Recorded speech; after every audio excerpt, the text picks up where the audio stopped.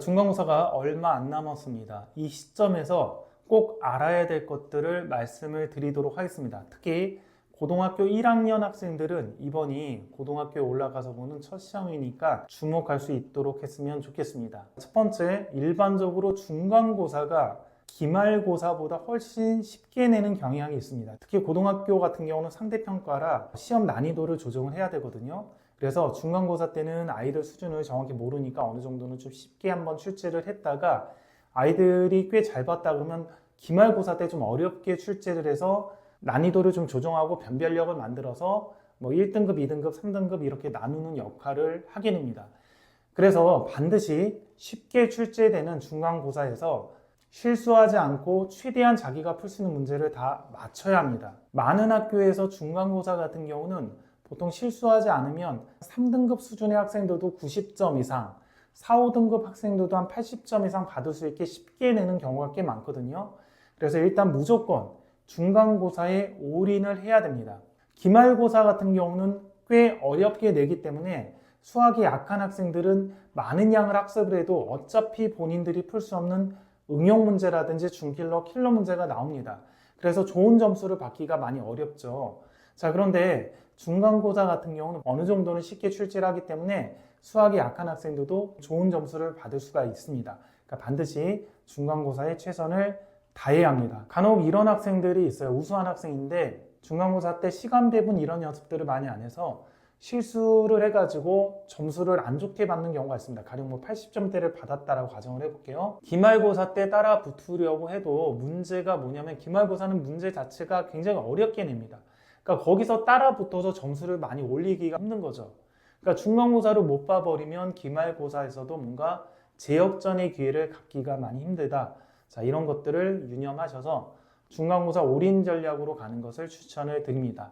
예를 들어 아이가 기말고사 범위까지 100% 안 됐다라고 하더라도 일단 중간고사만 올인해서 점수를 봐두고 기말고사는 다 마무리 못 하더라도 일단 그 점수를 받는 전략으로 가야 됩니다.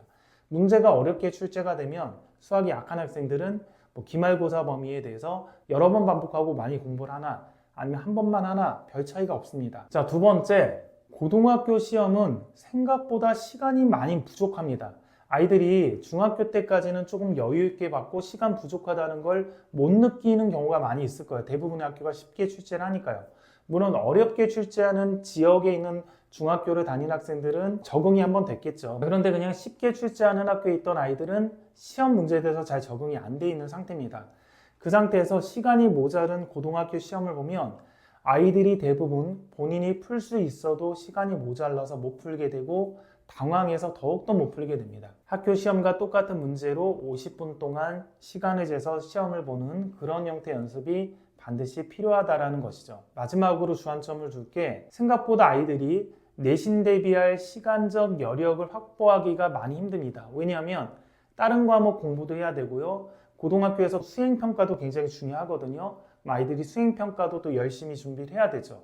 그리고 예상치 못한 행사가 있을 수도 있습니다. 그래서 초기 계획은 나 문제집 한 5건은 풀어야겠지라고 생각했으면 막상 실제는 3권 정도밖에 못 푸는 경우도 많고, 아니면 문제집 한 2권은 풀겠지라고 예상을 했다면 1권밖에 못 푸는 경우도 꽤 많습니다. 그래서 생각보다 훨씬 빨리 중간고사 대비를 들어가야 됩니다. 물론 수학만 들어가면 안 되겠죠. 주요 과목 위주로 잘 봐야 되니까 다른 과목도 시간 배분을 해서 공부를 해야 합니다. 일부 학원들은 자기네만 가르치는 과목 점수만 잘 나오면 된다. 그러면 우리 학원 그만두지 않겠지. 그런 것 때문에 뭐 수학이면 수학 혹은 영어면 영어 이것들만 올인해서 시키는 학원들이 있습니다. 다른 과목은 공부할 시간조차를 안 내는 거죠. 무수히 많은 과제를 내주는 학원들도 있어요. 이거는 학원 이기주의죠. 아이들이 뭐 수학 한 과목만 잘해서 대학을 가나요? 영어 한 과목만 잘해서 대학을 가나요? 그런 건 아니잖아요.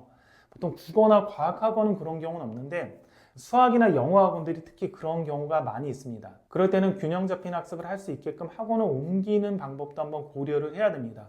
왜냐면 이 한 과목만 잘해가지고 대학을 가는 건 아니니까요.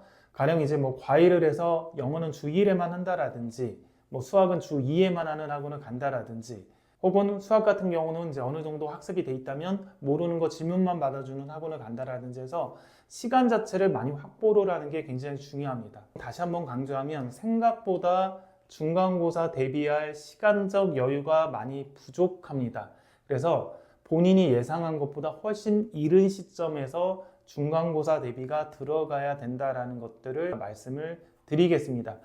좀 더 빨리 움직여야 내가 생각하는 것까지 원활하게 마무리가 된다라는 겁니다. 오늘은 한 달 정도 남은 중간고사 대비를 어떻게 해야 되는지 고1 학생들을 기준으로 말씀을 드렸습니다.